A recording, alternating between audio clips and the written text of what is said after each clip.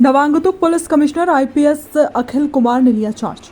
दोनों joint CP सभी DCP के साथ सर्किट हाउस में की बैठक। सभी अधिकारियों से बैठक के बाद मीडिया से भी हुए रूबरू।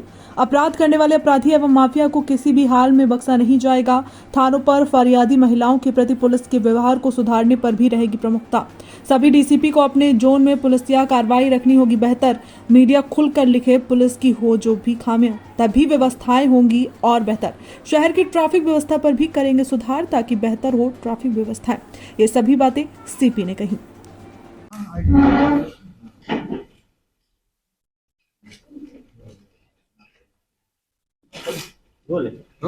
सब बताइए अपनी प्राथमिकता है जो भी कुछ आप लोग देखिए, सर्वप्रथम मैं प्रदेश सरकार का आभार व्यक्त करना चाहूँगा कि कानपुर जैसे प्रसिद्ध शहर और प्रेस्टिजियस सिटी में मुझे आप लोगों का सेवा करने का अवसर मिला है और अभी मैंने थोड़ी देर पहले यहाँ का कार्यभार ग्रहण किया है।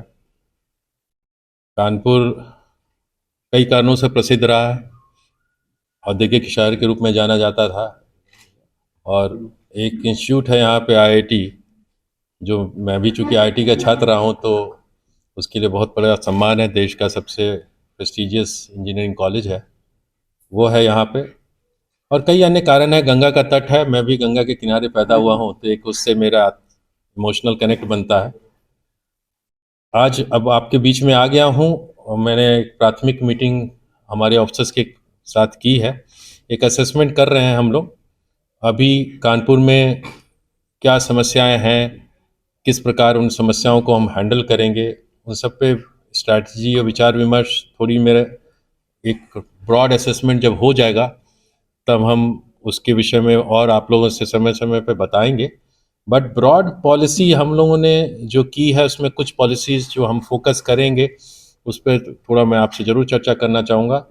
जो सर्वप्रथम प्राथमिकता रहती है हमारी वह है कि पुलिसिंग आज जो है, आप जानते हैं कि प्रदेश में लॉ एंड ऑर्डर में मैसिव इम्प्रूवमेंट हुआ है।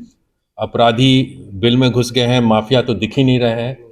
तो पुलिस को एक ब्रीदिंग स्पेस मिला और उस ब्रीदिंग स्पेस में हमें ज़रूरत है कि वह जनमानस जो गरीब है और असहाय है और थानों पे जाती है और संभवतः उनकी सुनवाई नहीं हो पाती है, ऐसे लोगों की सुनवाई हो, इनका सम्मान मिले।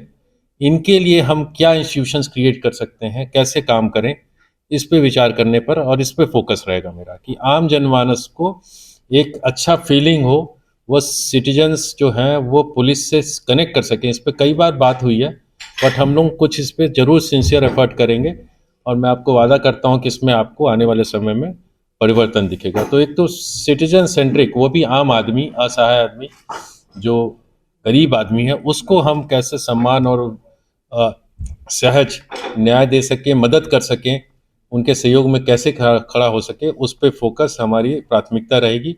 उसमें वो जन सुनवाई का हमारा मैकेनिज्म हो, हमारा आउटरीच मैकेनिज्म हो, कैसे होगा उस पर हम लोग फोकस करेंगे। नंबर सर, एक, कानपुर पुलिस सबसे अच्छा काम कर रही है, लेकिन आ रहा हूँ मैं आपके बारे में, आपके प्रश्न भी लूंगा। दूसरा बात हम कह रहे हैं कि जो फोकस हमारा रहेगा, वो जो मुझे समझ आई इनिशियल बातों में, वो है शहर में ट्रैफिक व्यवस्था। और ट्रैफिक व्यवस्था मैं कानपुर में बताना चाहूँगा कि मेरे पहली नियुक्ति नहीं है। मैं एसपी इंटेलिजेंस के रूप में वर्ष 2001 में यहाँ काम किया था। उन दिनों में, क्योंकि क्रिकेट मेरा शौक है, क्रिकेट के खिलाड़ी के रूप में आया था आपके शहर में, और इंटेलिजेंस के दौरान मैं यहाँ पे यूपी रणजी ट्रॉफी टीम में आया उत्तर प्रदेश की और खेला। तो इस शहर को मैं खिलाड़ी के रूप में, एक इंटेलिजेंस ऑफिसर के रूप में देखा हुआ हूँ। और तब से और आज में मुझे ट्रैफिक की चैलेंज लगी, लोगों ने भी बताया, जो मेरी इनिशियल फीडबैक है, बहुत नागरिक मेरे पहले से जानने वाले हैं। तो ट्रैफिक हमारी प्रायोरिटी होगी।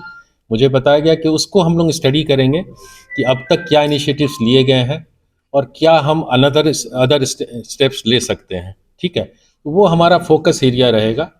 तीसरा चीज़ है न्यू एंड इमर्जिंग क्राइम्स।